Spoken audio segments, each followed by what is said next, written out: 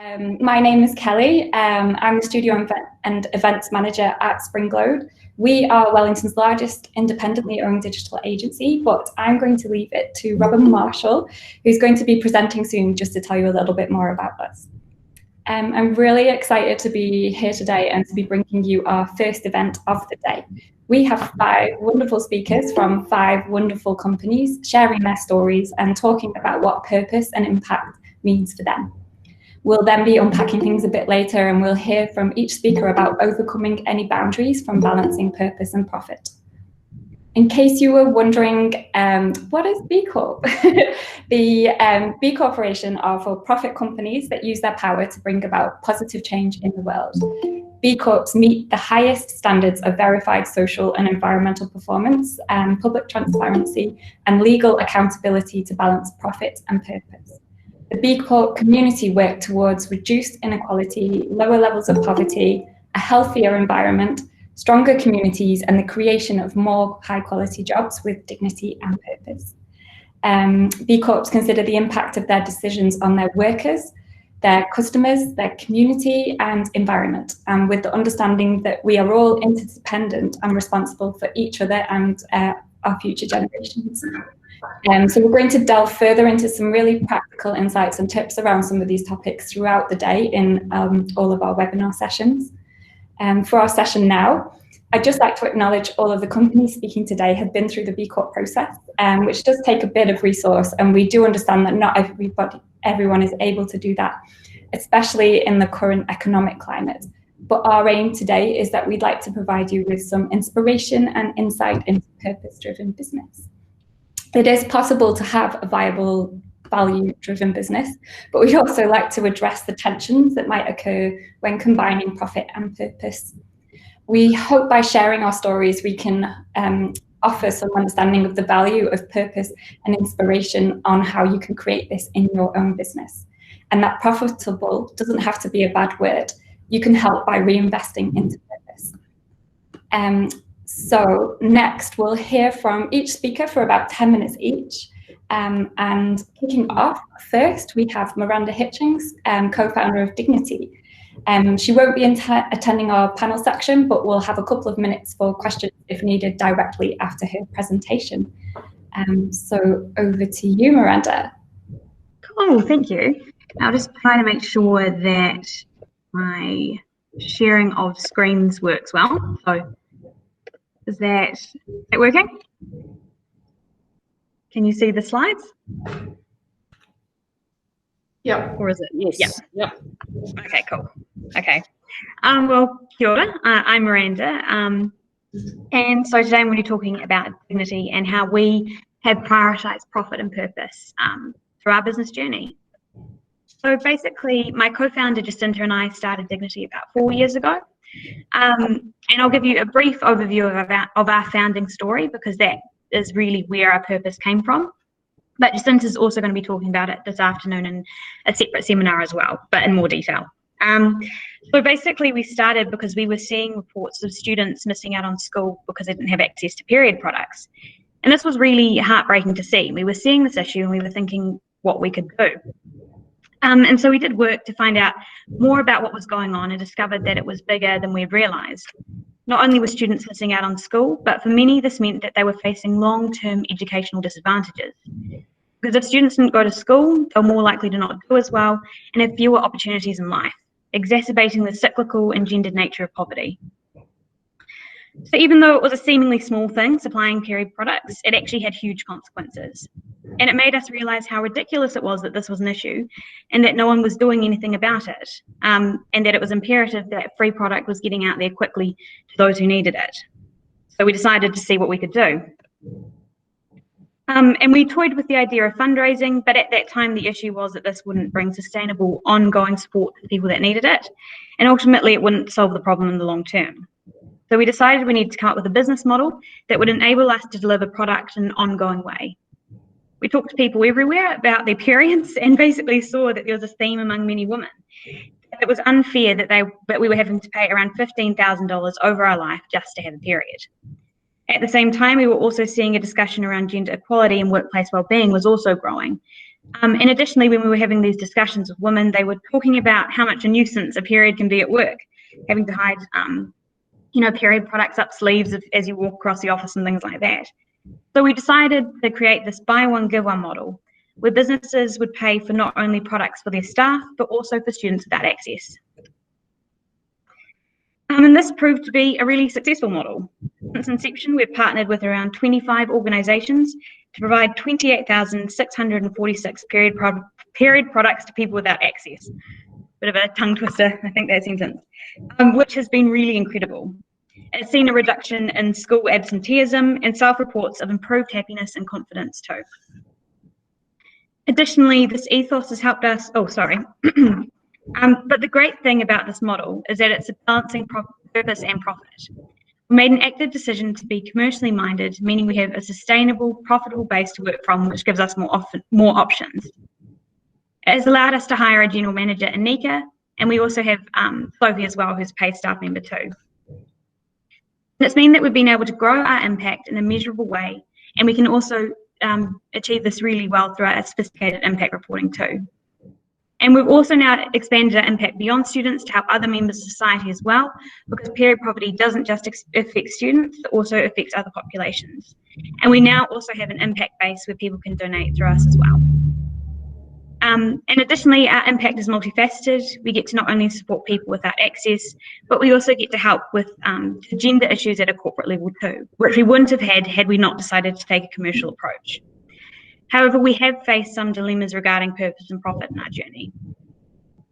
At the beginning, when we had no money, so Jacinta and I started this when we were students at 20 and 21 years old, and we only had about $150 to put into the organisation, and we were trying to find a supplier of products.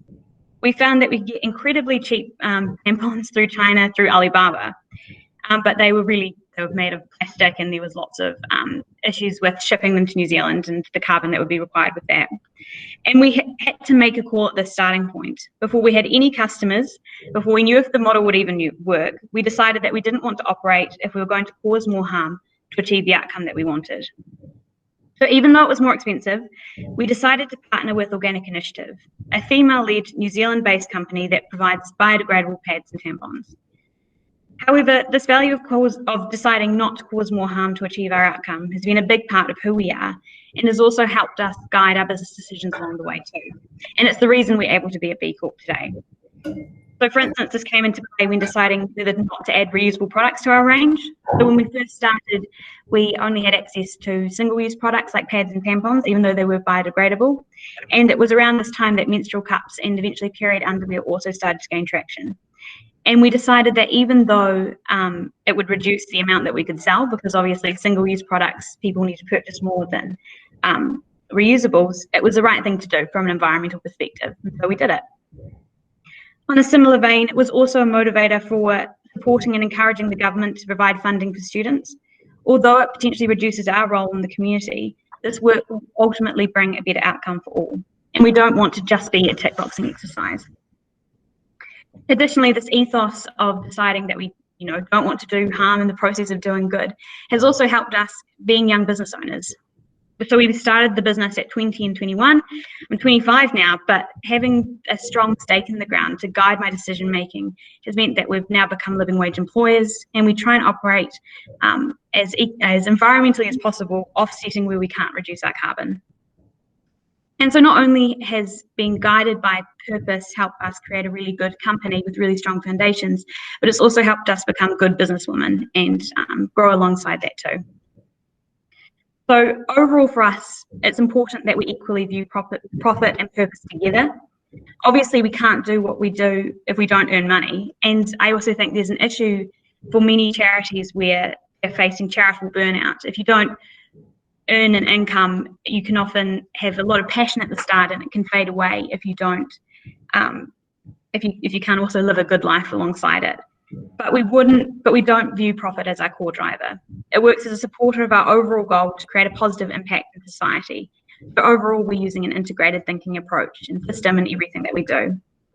And while making these decisions is not always easy, it's not always clear what the right things to do are, and sometimes you definitely don't have a choice. I think having a strong set of values really helps in several ways. I also think people want to work with us because we genuinely try to do the right thing all the time. And I don't think we would have lasted as a business if we didn't. And I think it also trickles down into our culture, because I genuinely believe there's no point creating a positive impact if in the process we're making people stressed and unhappy. So it's been really valuable for us in having this really strong values-led business. But I do think we've had a benefit in being a small business and having these values from the start. And I do understand that potentially this has made it easier for us to do it. But I don't think that this means that becoming a values-driven business is unattainable for larger organisations or transitioning organisations. And I know it might take longer, and there's definitely a lot of internal politics that can be required to try and transition a business. But I think we've seen it out there. So with organisations like Z Energy, even though there is, it's complex, but we're seeing them transition from a business that was just purely profit driven to now putting investment into the electrification of cars and things like that. So I definitely think it's achievable and the right thing to do and better for business. So that's me. Thank you, everyone, and pass over to the next speaker. Thank you so much, Miranda. What a beautiful story. So interesting to hear about how you started out and have grown from those really strong foundations, and how it's sort of like the profit is alongside your values, which are sort of like helping you grow those. And fascinating to hear about the reduction in school absenteeism. Like, that must make you feel really excellent.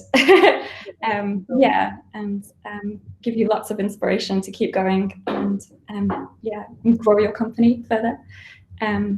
That's excellent. I'm not sure if we've had any questions submitted.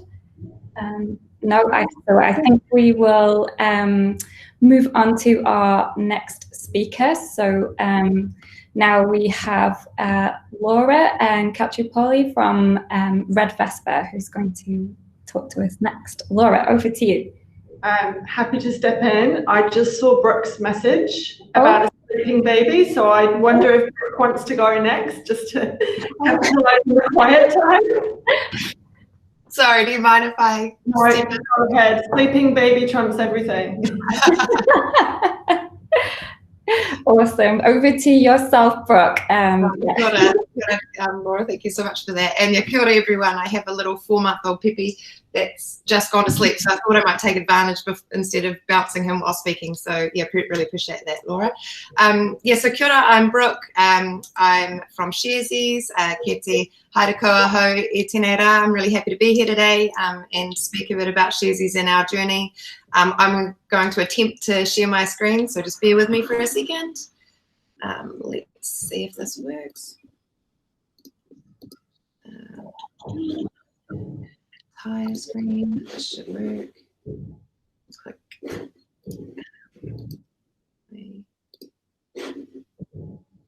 No, not that one. Now you're going to look at yourself. Enjoy that while I just sort it up for a second. Cool. Oh, it didn't like that. What can you see at the moment? Can you just see yourselves? It's just loading your presentation, Brooke. So good work. We can Awesome. And can you see it without like speaker notes or something? Not that there are any, but it looks all good. Cool. Yeah. Yeah. Right. I'm from Sharesies, and we're based here in Wellington too, and it's great to be able to speak alongside other amazing Wellington businesses. So I really appreciate being part of this today. So I thought what I'd cover is quite similar to what we just heard too, is go through who we are and why Sharesies started, why we became a B Corp, and how we kind of track our impact.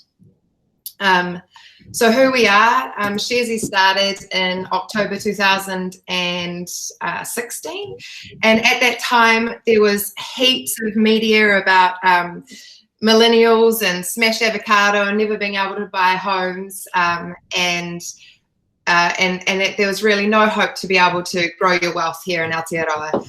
And at that time, Sonia, who you can see pictured here, the other wahine, came up with the idea behind Sharesies. She's like, what if we could democratize investing? What if we could find a way that people could develop their wealth with small amounts over time And we all got into a room and really believed that we could make that happen, and there could be a way, and that the financial industry didn't need to be that scary and didn't need to feel that opaque, and we could make it way more transparent. And so the 7 of us got together, and what was great about us getting together is we had all the skills we needed to get a highly regulated business kind of off the ground.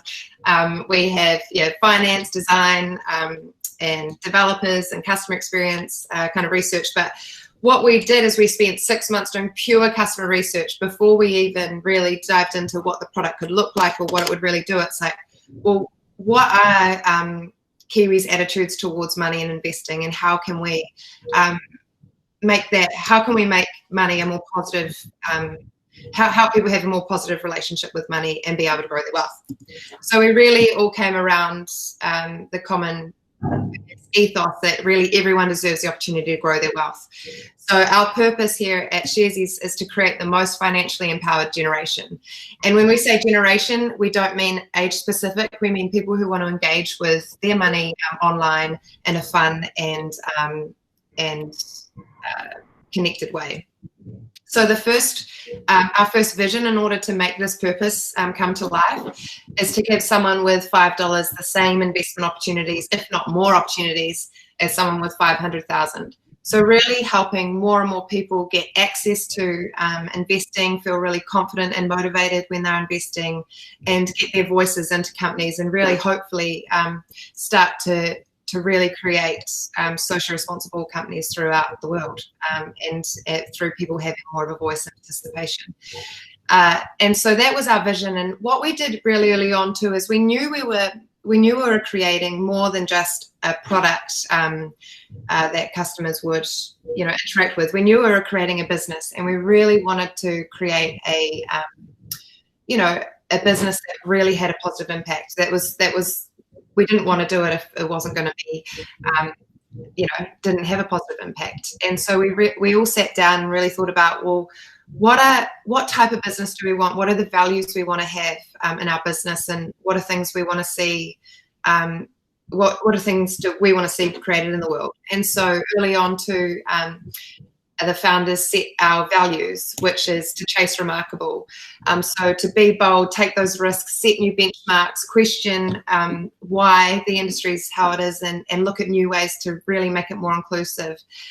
This was a really key part of what we wanted to create here at Sharesies. Then in it together is a really important value of ours too. Quite often at the intersection of finance and tech, those two kind of cultures can be simultaneously, I guess, associated with quite individualistic cultures, where you've got to win. And really, we wanted to create a culture where everyone was in it together. That my personal win is the whole team's win, and their win, it's all about us really striving and being in it together in order to bring our purpose to life. And then the other value that we really live and hold really dear is always care. And that's really care for each other. We wanted to create a company where, our people really felt connected to each other and felt cared for, and that they could care for themselves, and that, work is only part of who they are, and making sure that they get to be who they want to be. But also really deeply care for our investors. Quite often, this is where that balance of profit and purpose comes into play. You see a lot of people in the financial industry really just focus on the profit pools rather than actually focusing on the value that they can create in people's lives. And so that was a really important aspect of what we wanted to create too. And they really hold dear in what we really make sure we live up to every day, both individually and as we grow as a team. So yeah, we started as 7 and now we're a team of 70. This is a bit of our old team shot. We've been growing pretty rapidly, and got to get a new team photo really. And we're hiring quite a bit at the moment too. So we're really, really investing in making sure we can create the most financially empowered generation. So that's a bit about Sharesies and how we came to be. And I guess I just wanted to kind of touch on, well, why did we become a B Corp? And that might have been quite obvious through what I just kind of talked through there.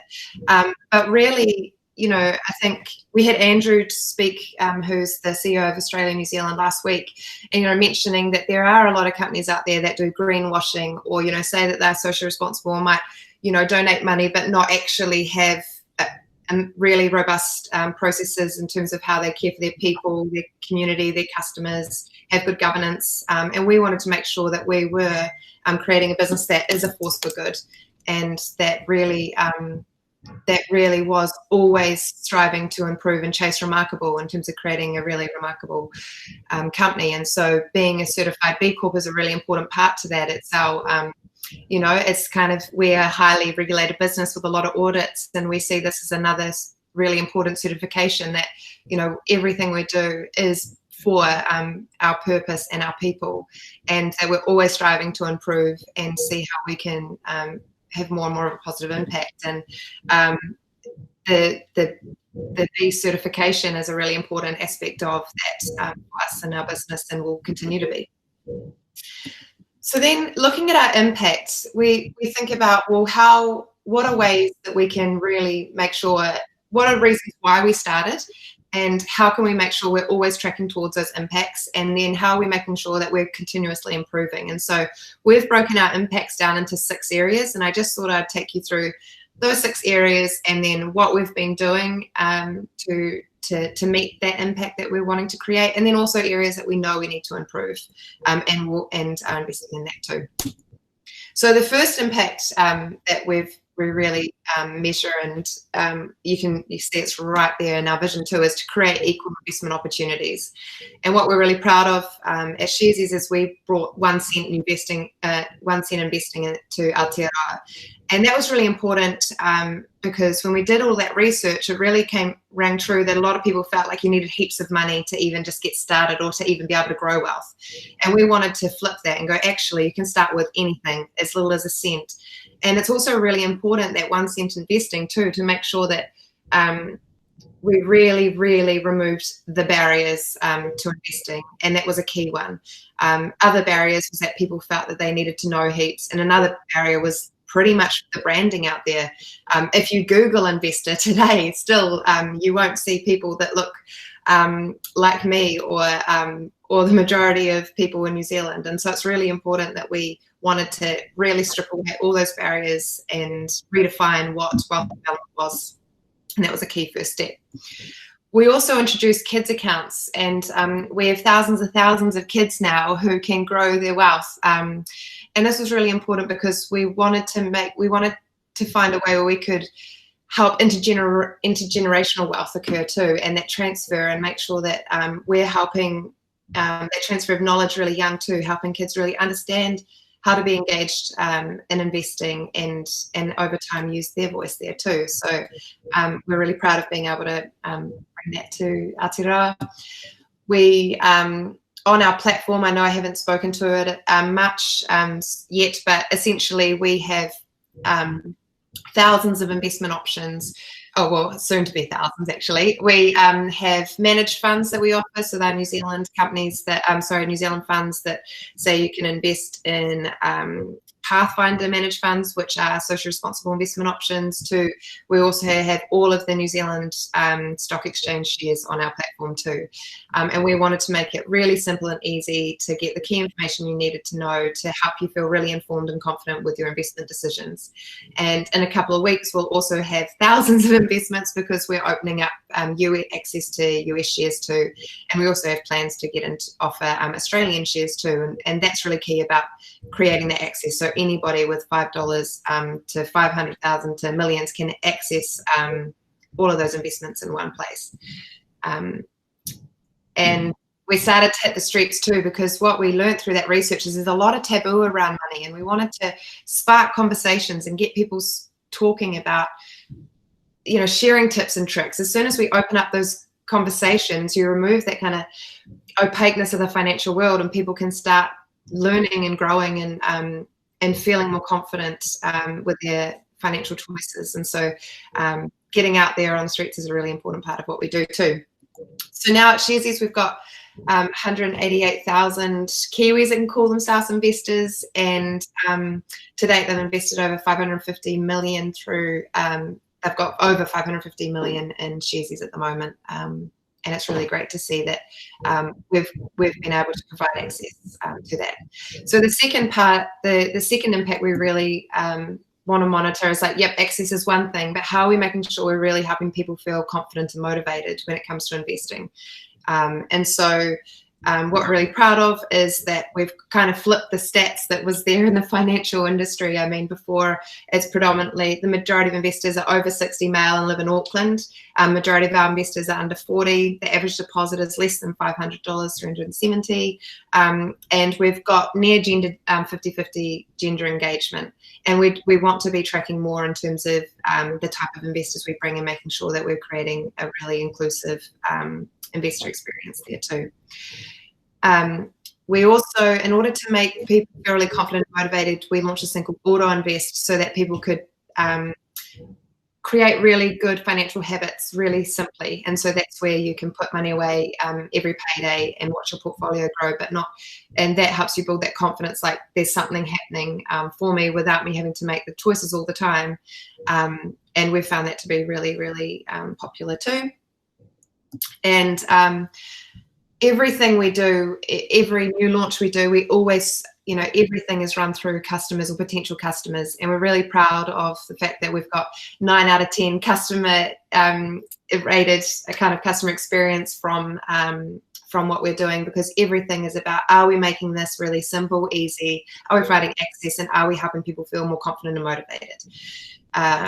And we write a lot of blogs that are available to anybody at any time to help demystify this whole world too. So the third key impact is making sure that we're investing in building a really sustainable business. And that is in a lot of aspects of what we do. But I guess the key one is around the regulatory world. We are regulated by the Financial Markets Authority and the New Zealand Stock Exchange. And we really see that as really important for people to feel that trust and safety, but also for us to make sure we really enjoy working with our regulators and making sure we know we have the same intentions at heart. And so it's really great to work with them and make sure that we've built all our systems to make sure we can do what we do. We invest really heavily in our people. We've won awards on that, and we provide wellness leave, but really it goes back to that always care value I was talking about before, making sure that our people really, really feel valued and connected to what they're doing and why they're doing it, and to each other. The area that we want to do more and more in is investing in our in Aotearoa communities. We do things like lunch money and share clubs where we try and get those conversations that maybe are stuck in boardrooms of listed companies out into New Zealand, and for anybody to listen to. And so we've started podcasts where we interview CEOs and really try to make sure that that's accessible. But there's so much more we can be doing in the community space, which we'll be doing. Protecting our environment is another key in our last impact that we really measure, and again have a lot more to do. We have quite a little environmental impact, but that will grow as our people grow and as we start to scale across the world. We have method recycling bins, which you'll be hearing from soon, and we also deal with Kai Cycle in Wellington and Tiny Plastic Company to make sure that everything that everything is recycled as much as possible, and that we're minimising our use to. And we have a real strong component for people to naturally get to work either from biking or walking, and a lot of our team do that. And it's really important to making sure that we're creating a healthy lifestyle and reducing our impact on Papatanuki. So that's all I've got for now. Really stoked to be here and happy to help any Wellington companies who are keen to get involved in this and become a B Corp and talk through what that's like. Happy to take any questions now, but I know we've got space at the end too. So kia ora, and thank you for your time. Thank you so much, Brooke. What you can achieve in between naps is amazing.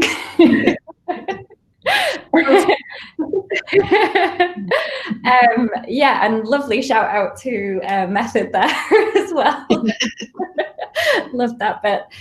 Yeah, wow, I can really speak to your inspiration for starting up, which was those those news reports at the Times for the millennials about, you know, how their financial futures were not so great. Yeah, so I feel very empowered by you guys, and yeah, it's awesome to hear your story and very inspiring. Thank you very much. I think next we'll save the questions for the end, but we'll move straight on to Laura. She is the Business for Good champion, and she's from Redvespa. Over to you, Laura. Thank you. I don't have any slides, so you'll just have to stare at my face for a while I talk.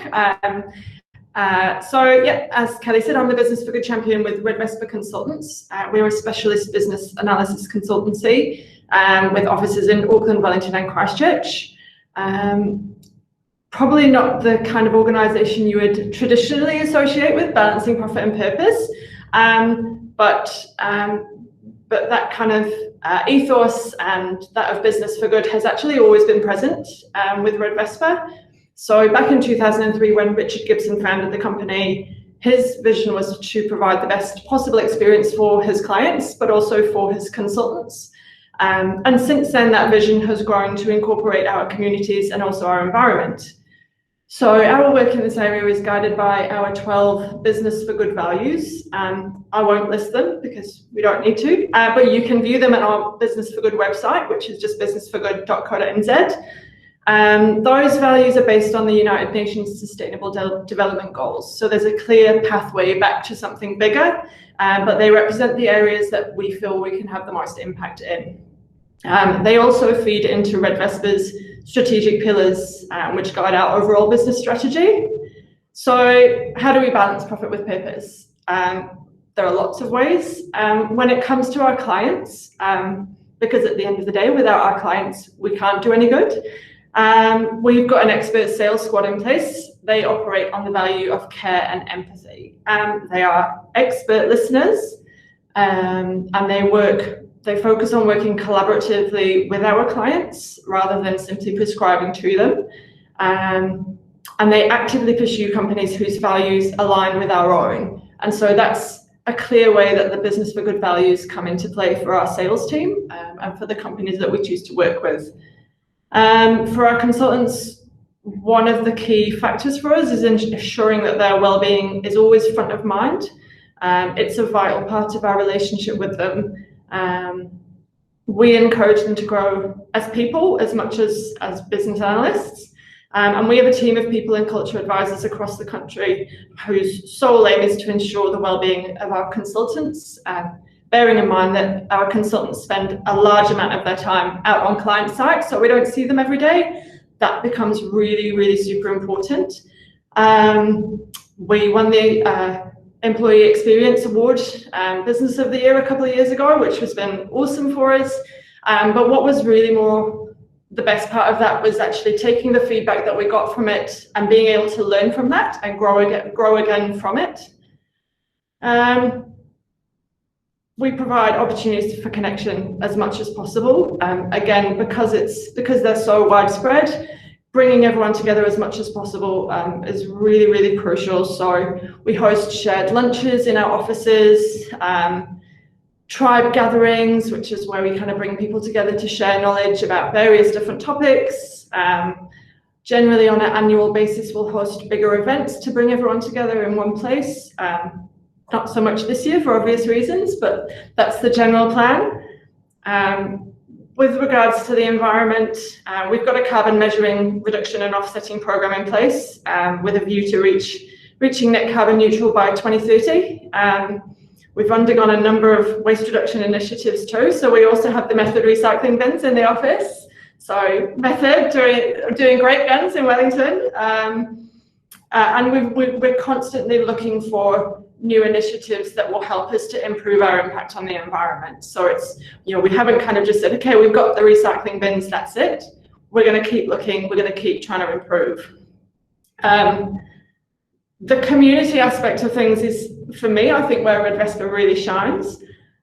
We've got a number of initiatives in this area. The first of which is Your Kingdom, which I have a beautiful copy here. This was written by our former head of wellness and social purpose, Jamie Gibson. It's an easy to read book which uses traits from the animal kingdom to provide advice and guidance for predominantly young people, but it's actually applicable to anyone, on how to kind of navigate life in general. To date, we've donated over 2,000 copies of Your Kingdom to schools and community groups across New Zealand. We've also delivered workshops, and this year we've got a website under development as well. So we'll be able to add hugely to the impact that we can have with it. We have something called the Good Project, which is our newest addition to our Business for Good toolbox. So the Good Project allows Redvespa to use its core competency of business analysis to work with community-based not-for-profit organisations who might be in need of that kind of assistance. What we've kind of found with our research is that a lot of these type of organisations have fantastic ideas and they have a great vision, but they're not always the best run organisations. So we can go in there, we offer our services at a reduced rate to help them just kind of streamline and get things on track and make sure that with the resources they have, they can focus that on doing their own good. So we've done 2 good projects so far. The first was with ComCare, which is an organisation in Christchurch that offers mental health and addiction services to the people of Canterbury. And we just really recently finished one working with Scouts to help them streamline all of their IT systems. Because they've got huge growth plans over the next few years, they need to be able to service a growing number of people. So we've helped them to figure out how they're going to do that. We have a community partnership with a wonderful organisation called Lazy Sneakers. Lazy Sneakers were founded by a young schoolgirl, Maya Mariner. They connect used reusable sneakers to donate them to kids who don't have them, to give them opportunities to take part in sport. So we became their first CBD collection point, and we also collect sneakers from Auckland and Christchurch too, pass them on to Lazy Sneakers, and they distribute them in the community. That initiative also led us last year to actually purchasing brand new shoes for the Porua Heat Basketball Club in place of our client Christmas gifts. And that's something that was really well received by our clients, who appreciated the fact that they were using that money to go and do something worthwhile with it. We also do a number of kind of smaller one-off things with a real focus on trying to match with the values that we hold as an organisation, but also the values of the people that are within the organisation. So, for example, last year, following the Christchurch terror attacks, we worked with one of our team members who is part of the Muslim community down in Christchurch and donated grocery vouchers to a number of families that had been directly affected.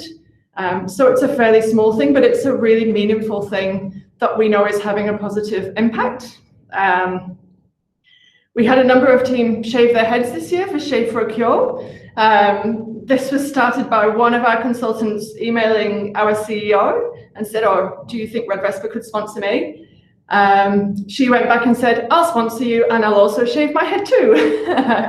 So we ended up with a team of 10 people across the country, all shaving their heads. We had planned to do events to celebrate that, but of course COVID, so we ended up with a video of it instead.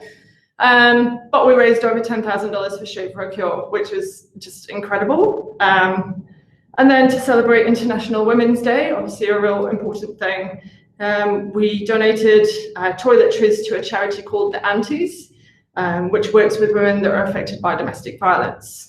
So lots of different ways that we're kind of having an impact in different areas.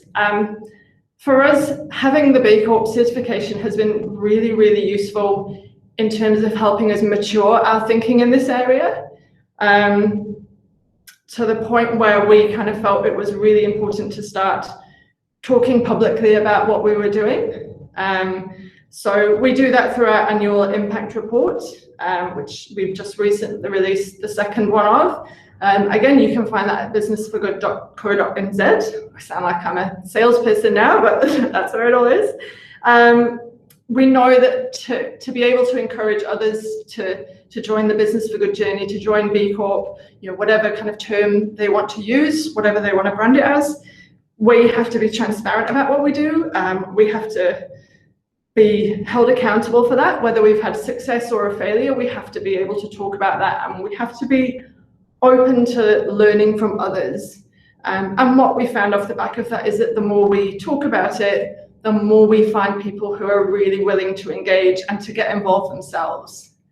Yeah, so that's kind of a little bit about where we're at. Obviously happy to take any questions at the end. Thank you so much, Laura. Yeah, what a fascinating insight there, and really interesting to hear about that continual learning process that you guys are going through in all those aspects that you're doing, and also the incredible creative ways that you manage to, drive your values and reach out and help the community as well. Yeah, really inspiring. Thank you so much for sharing. I'm also really looking forward to your webinar later in the day. I think it's at 12 o'clock, all about diversity and inclusion. So yeah, it's going to be good. Cool, thank you. Yes, so next up we have the much talked about Method Recycling company, and Lee Bright, marketing manager, is going to talk to us from that. So over to you, Lee. Awesome, just pull up my screen here. Is that sharing correctly? Oh, here we go. That's presenting. Awesome. So hi everyone, my name is Lee and I'm from Method Recycling. It was really great to be here today to talk about Method's journey through purpose, and particularly compared to some of these wonderful organisations we get to talk with today, we have a different point of view, being a company that produces our own product and really having an impact on that. So I'm going to focus a lot on that and how Method really drives impact not only on our own company but for our customers and in the New Zealand recycling system. So obviously we can't go past starting with our founding story. Method began with our co-founders, Stephen and India Corner, a Kiwi couple who were driving around New Zealand selling generic bins out of the back of a van. They bought a Total Bins franchise because they wanted to start a business for their growing family, but they continued to see organisations that wanted to make a difference without the tools to really be successful, particularly in a time where we're spending so much time and money and designing workplaces that are beautiful and effective. Bins are really an afterthought, with bins put under desks and into cupboards, really not encouraging people to separate their waste or really think about it in any way. So the Corners, with backgrounds in engineering, product design, graphic design and commercial leasing, got to work and spent 3 years researching and designing a product that was not only beautiful but behaviour changing for the modern workplace. And so from that, Method's mission was born, to transform the way modern workplaces recycle, but really leaning on design principles and using considered thinking for all that we do. Sorry. So our mission today is to empower workplace communities to create a more sustainable tomorrow. And this builds on where we started, because as we've gone, we've really been able to identify areas where we can really have a bigger impact, more than just providing a product, but helping in education and understanding and passion for recycling in organisations. So Method's grown rapidly in the 5 years. We've now got offices in Wellington, Auckland, Sydney and London. And particularly as a business in the waste space that produces a product, we believe that we need to be leaders in areas of impact, and not just accepting the status quo, but taking active steps to drive change, which can really be magnified as we continue to grow as a company. And one of the best examples of this is our process to introduce recycled materials. So most of the organisations that have spoken today have really started with a mission and a founding place, but our process in terms of our products has really been developing as long as we've been existing. But we've always known where we wanted to end up and where we still want to end up. So often when people make products out of recycled materials, organisations rather, they either import recycled materials or use mixed recycled materials, where with Method, we've really focused on keeping our product pure PP. And in fact, last year, we made our 60-litre bins from 50% recycled PP, all from post-consumer materials here in New Zealand. So that's around 1.3 million ice cream containers from Whanganui and Christchurch, which is a really amazing impact. And we really believe we have a responsibility in New Zealand with the size of our business to continue to drive the recycling industry. And so with the release of our 20-litre bin earlier this year, we actually designed the product to incorporate more recycled materials. And we know we're near finished. Currently, we're at 50% in our 60s and 70% in our 20s, but we've got another hard yards to do in terms of the coloured parts of our products because they're harder to source recycled materials from. But we intend on keeping that New Zealand focused and using our power and size to find a way to get these materials that we need, but ultimately keeping our product recyclable again. Product stewardship and maintaining ownership and responsibility for everything that we produce is a massive part of who Method is. And as long as we've existed, we've taken back old bins. And if they're still in a usable state, we'll actually refurbish them and donate them to organisations that are not-for-profit, charities, or other well-meaning organisations, because there's no point in recycling product if it's still usable. And if the products are beyond use, we send them back to our manufacturers who chip them down and turn them into new bins again.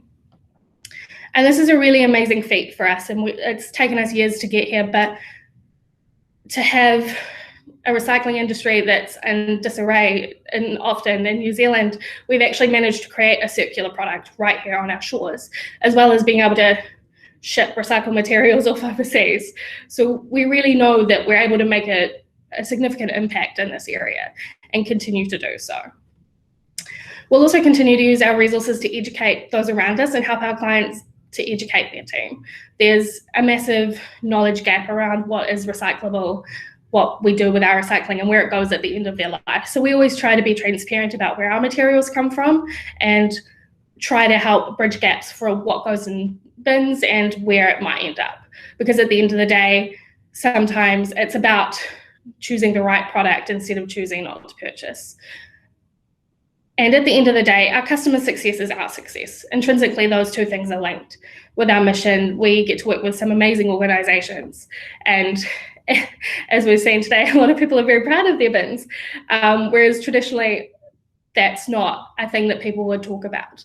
So it's really great to see people becoming empowered about recycling and being able to use our strengths to push for change.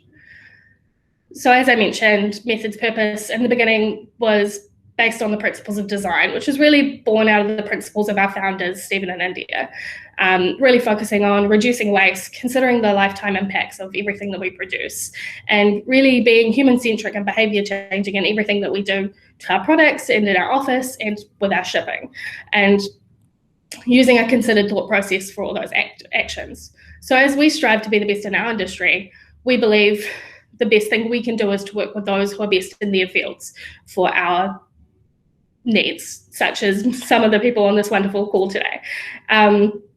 So we try to find organisations that have similar values to us, such as our contract manufacturers who are introducing solar panels to help offset the electricity production and chipping down our old bins to make new ones. B Corp in particular has been a really great tool for finding partners that have the same value for us, particularly B Corp in New Zealand, seeing such a close community of organisations and knowing that while we may do completely different things at the end of the day, intrinsically our organisations bear down to a point where we're trying to use our business as a force for good and not seeing profit necessarily as a bad thing, but using it to push what we're doing even further. So as Method is a small but mighty team, we're about 20 around the world, we know that the best thing we can do is use the voices and the skills of our team to further the purpose that's in our organisation. When Method became B Corp certified, I myself was a junior employee and worked with another junior employee to champion getting Method across the line. And it was quite the phenomenal task. But through that, we got to find the areas we could improve and create plans for it. And now we get to see the impacts of that in the business today. And what we believe is that often purpose and drive already exists in every business inside your employees. And if you enable your team to act upon that, then they can drive change while also feeling productive in the business and that their values really matter. It's something that we say to our clients often within an organisation of any size, that there's usually at least one person who's really passionate about recycling, and it's beneficial to everybody to allow them to express this in the workplace, create change, and really empower the team. And ultimately, at the end of the day, we believe that, sorry, I missed a slide. Sustainable business practices and purpose-driven business practices are just good business. And it's part of what's helped Method to grow around the world and become a real strategic pillar, is that we know what we stand for and the impact that we get to make. So that's me, and I'll pass back to Kelly, and a massive thanks to the entire team at Springload for organising this today. Oh, thank you so much, Lee. That's very kind. And yeah, what a fascinating talk that was. Beautiful circular product, and I just love how that you have, it's a waste collection product that causes no waste. And I'd like to be the first person to put my hand up to say that if you need anyone to eat ice cream and create more tubs, I am there. Yeah, and I like some really some really good advice there for our webinar attendees about looking inward to your team for the purpose and drive that already exist in them, and empowering them to be able to go forward with that. I think that's a really great insight there to pass on to everybody. Yeah, so thank you very much. And next up, we have Robin Marshall, Head of Innovation and Impact at Springload. Over to you, Robin. Tēnā koutou katoa. Hi. Can you see my presentation? I'll just pop it up. There we go. Yeah, hi, I'm Robin. I'm the Head of Innovation and Impact here, as Kelly just said. I was born in Scotland, but I've been living here in Aotearoa now for 15 years. And I think probably just wanted to express my gratitude for what an amazing place we live in with our treaty and our beautiful natural world here in Aotearoa. So thanks for joining me. Let me tell you a little bit about what we do and who we are. Springload is a digital agency founded 18 years ago by our CEO, Bron, who is on this call. You can see her circle there somewhere. Our mission is to make the things that matter better. So what that means is we use human-centered technology to create websites and mobile apps, and that's for customers including Massey University, Climate Change Commission, ACC, Zero, Kiwi Bank, Ministry of Education, and lots of other organisations, some large and some small. We're based here in Whanganui Atara in Wellington, and we've slowly grown over the years to now about 75 employees. So in 2018, we merged with another local tech business called Touch Tech, and that's how I fit into the picture. So I was one of the founders of that business. So, and the important thing about that merger was that merger was successful because of our shared values. So at their essence, that was just about, very simply, treating people with kindness and doing good work. But it's a great foundation for us to move forward from. So we're pretty aware that the digital businesses are actually quite privileged when it comes to sustainability. We've got a really simple supply chain. We don't consume any base materials other than, office equipment, coffee, craft beer, and but we have the luxury of being in a growth industry. So paying the living wage is very easily achieved when you've got competitive industry rates. So the thing is, with that though, is we can't use that as an opportunity to just be complacent and say, oh, this industry's fine. In actuality, our industry, the digital industry, has potential to be highly disruptive to people's lives and well-being. And still, although Springload's doing really well here, our industry in general has a really poor gender representation, with only 23% of our people identifying as female. And when it comes to carbon, actually that's interesting too, because we're as guilty as any for flying to meetings. And I think the industry generally likes to brush over the fact that actually the internet and all its associated gadgets have been reported to produce as much as 3.7% of global CO2 emissions. So every email, every image, every web page, that is consumed generates carbon, and that percentage, that 3.7%, when you think that the airline industry is responsible for a similar figure, that's actually a significant share. And so we're privileged to be able to address these things right now in this hugely disrupted world, thanks to COVID, because being a digital business, we're lucky to have come through in pretty good shape. The digital technologies have also been identified by the United Nations. I'm sure you've seen the Sustainable Development Goals, or if you haven't, these are the sort of 17 areas where goals have been set for improvement in terms of sustainability around the world. And different sectors have different abilities to have impact on that. And digital technologies, when used well, have one of the greatest technologies to impact. So if they're used irresponsibly, we can displace people from their employment, we can erode people's privacy, we can use technology to drive a wedge between the diminishing rich and ever-growing poor.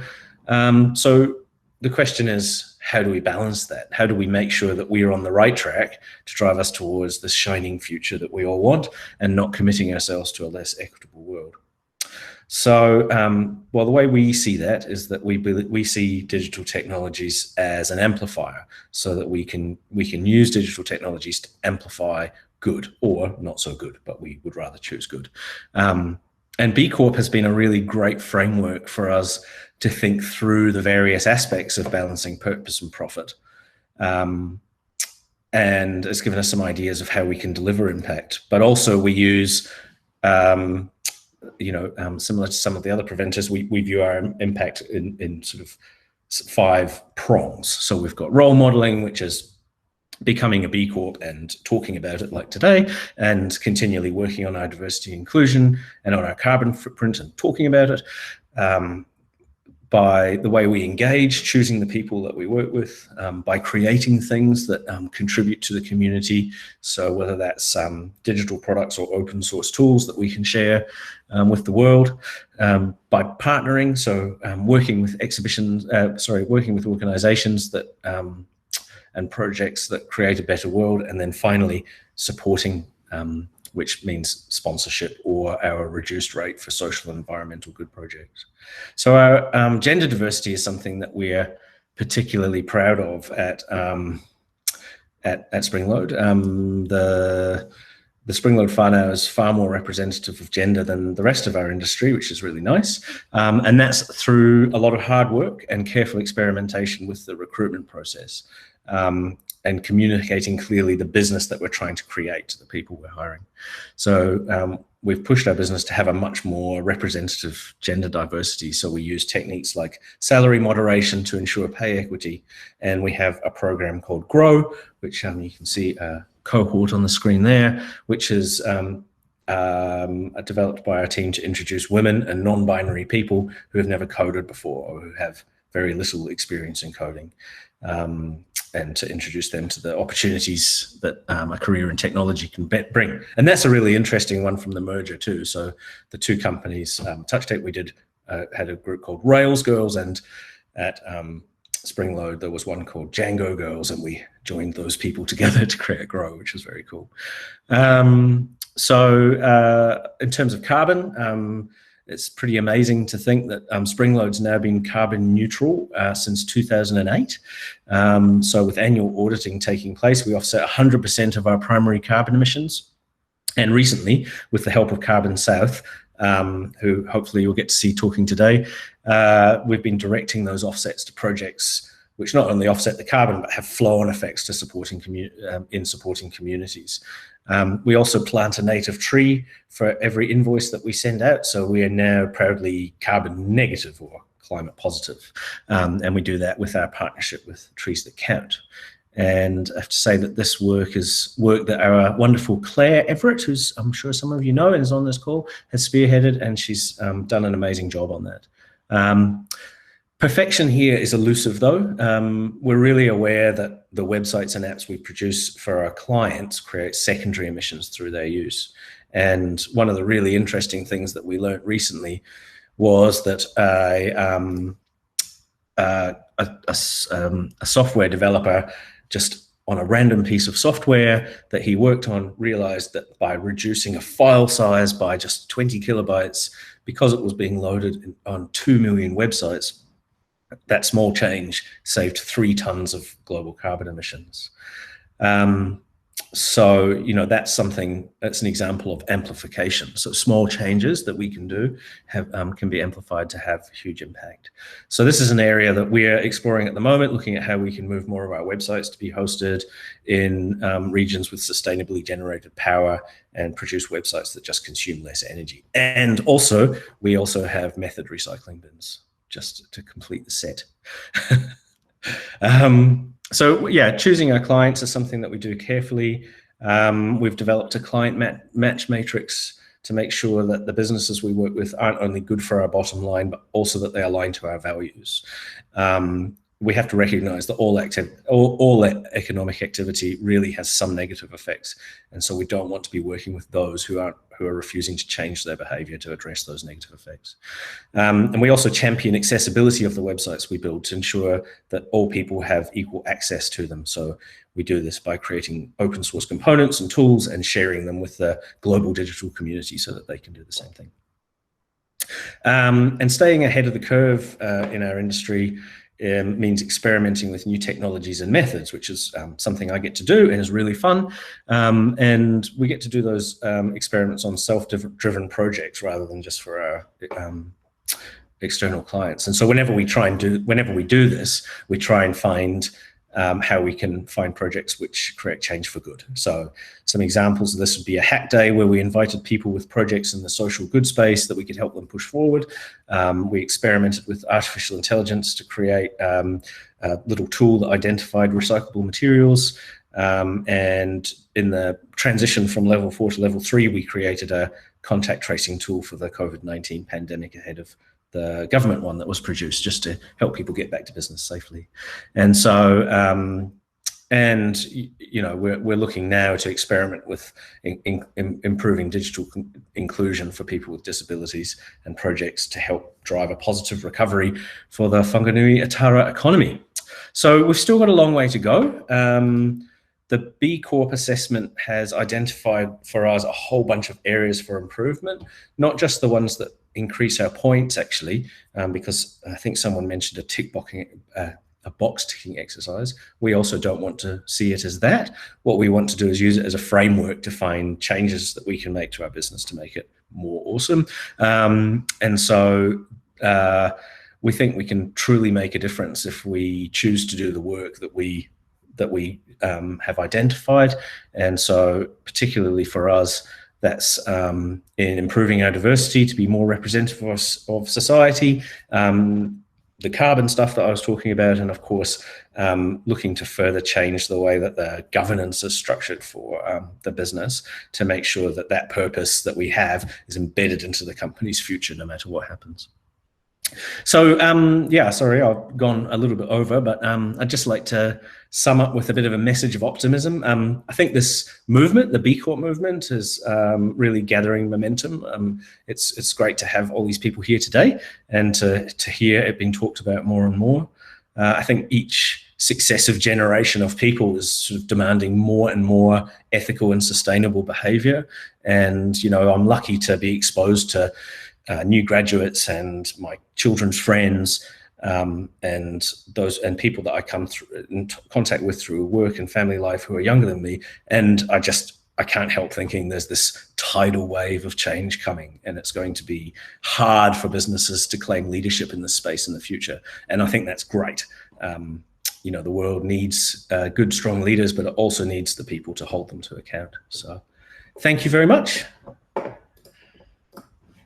Thank you so much, Robin. Very inspiring talk there, and some really great points for everybody.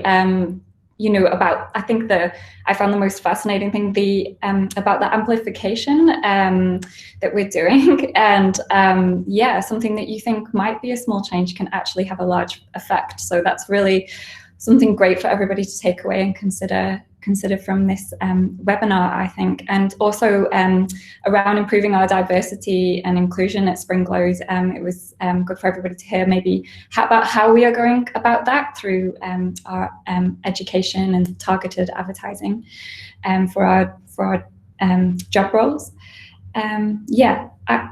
Really great. Thanks, Robin. And I think next we will move on to more of our panel discussion.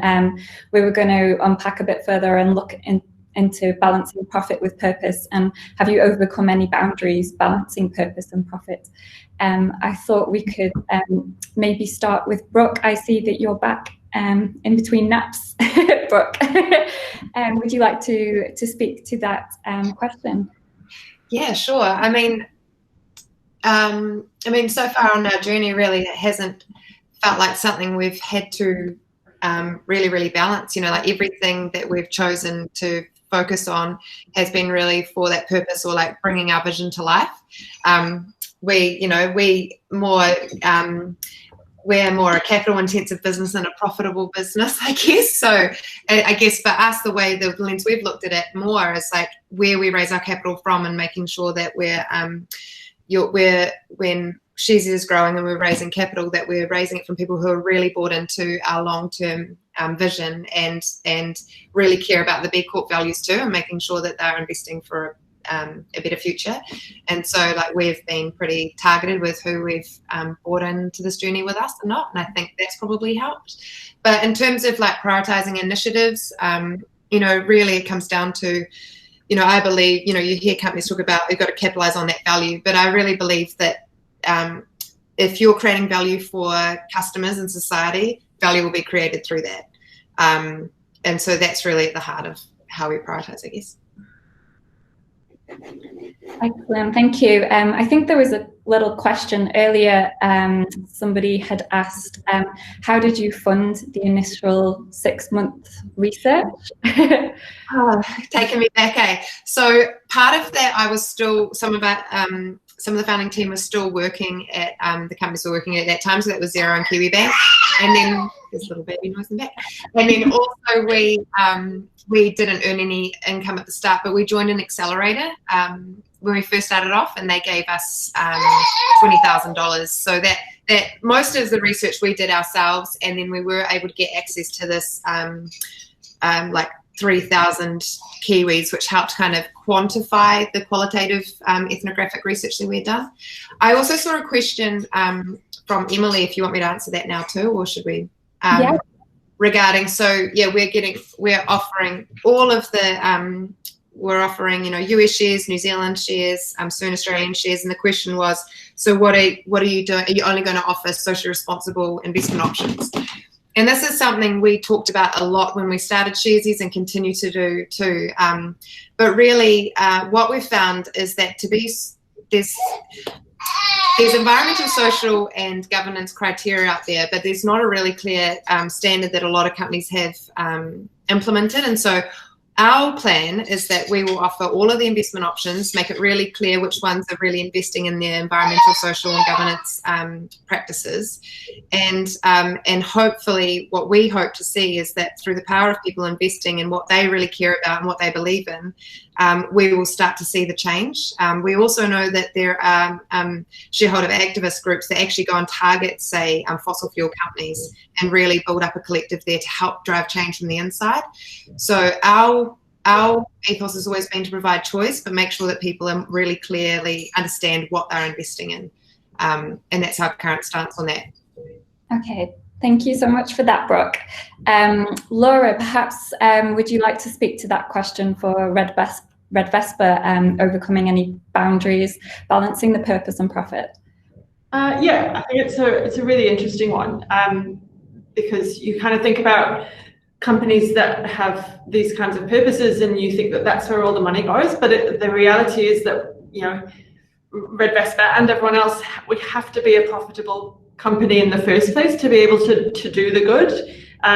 So we're super fortunate here that the Gibson Family Trust, which owns Redvespa, are all intrinsically good people who believe in business for good, and they want to see that happen. So in terms of attitudes within the business, we haven't had those barriers to face, which has been awesome. Obviously, there's a financial implication to what we do. Things like carbon offsetting, there is a cost for that, and we have to balance that out. So I think in terms of kind of making sure it all works, we just have to be really careful about how we plan each year and how we plan our work for the year. I'm the kind of person who comes up with sees a good idea and I'm like, I want to do it now. It's amazing. We can't do that. We have to be realistic with the funds that we have available. And of course, this year, every business on the planet has probably taken a hit to one extent or another. And so we have to factor those things in. So I think it's just about being really, really careful with how we plan things and working out exactly what we want to do. And having our business for good values really helps us there as well, because those are the areas that we can focus on without kind of getting distracted by things outside of that. Fascinating. Thank you very much, Laura. Lee, perhaps you would like to speak to that question on behalf of Method? Excuse me. Yes. So as I mentioned before, we generally believe that sustainable business practices are just good business. And when it really comes down to it, you probably really sit down and go, okay, is it purpose or profit? It's built into the way we do things and the way we consider our options. Because at the end of the day, profit isn't just money in the bank, it's an engaged workforce. It's creating advocates with your customers and all those other things that tie into what makes a business. And that without profit, we wouldn't be able to invest back into the systems that we're a part of and continue to grow and improve and invest in our community. So it's really a matter of how your business thinks rather than a dichotomy of is it purpose or is it profit? Thank you, Lee. That was great. Yeah, and Robin, on behalf of Springload, would you like to speak to the question? Yeah, I mean, it's an interesting one because I remember someone saying to me once, if it's hard to stick to your values, then they're not really your values, and I think that's really true. So for us, yes, it's just good business to treat our staff well. That's a really big part of what we believe in, is that if you treat people well, then the rewards will come. That also that, when choosing who we work with, which is a big part of where we can control how we use these digital superpowers to amplify good or bad. We have to be quite selective about that on the projects that we work on. That's been really interesting. So we've turned down a couple of very large customers recently where we just didn't feel that the values were something that we wanted to be promoting. And what I was really pleased to see that was during the recent COVID pandemic, that question came up again, and people working that in the senior leadership who are looking at assessing that, it's pretty much unanimous that everyone agrees that the values are very important. So I think that's critical. I think as time goes on as well, and I think I saw Lee touching on this a bit before, is I think the future we're going to see changes in our economic systems that encourages good behavior. It's quite interesting just to see when you look at, say, financial markets and some of the businesses that haven't gone well recently, they're sort of not necessarily sustainable businesses either. And so I think I like to think that as time goes on, that we'll see businesses which engage in the kind of circular economy, that reduce their impact, will be more profitable businesses in the long term, and they'll deliver better outcomes, not just financially, but in all those other capitals, so social capital and natural capital as well. Yeah. Fascinating. Thank you, Robin. Really picking up on, just sticking to your values.